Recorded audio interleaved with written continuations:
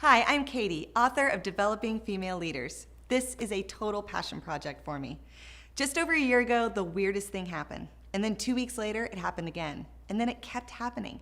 Teams of male pastors were reaching out to me and asking for my help in developing the women leaders on their team.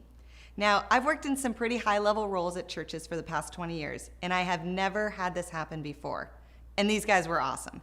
They were from different types of churches, from different parts of the world, and some had some very different theological beliefs from each other. But they all had one thing in common.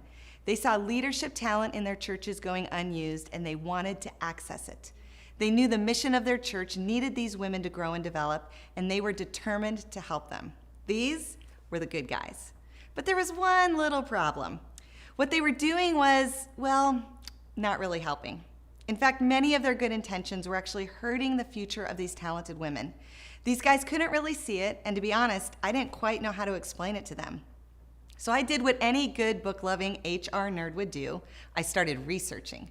But what I really wanted to know was, how does all this play out in a local church where we have theology and families and integrity to protect? To figure that part out, I interviewed over 30 high-level female church leaders, a handful of brave male executive pastors, and surveyed over 1,000 women ministry leaders.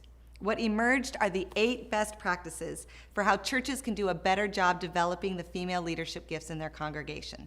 They're practical, positive, and work in any theological setting. So whether you are a pastor trying to maximize the leadership capacity of your church, a female leader looking for insight on how to grow, or a Christian leader wanting to better understand the dynamics of men and women leading together in today's culture, my prayer is that developing female leaders will help you navigate the minefields and release the potential of women in your local church.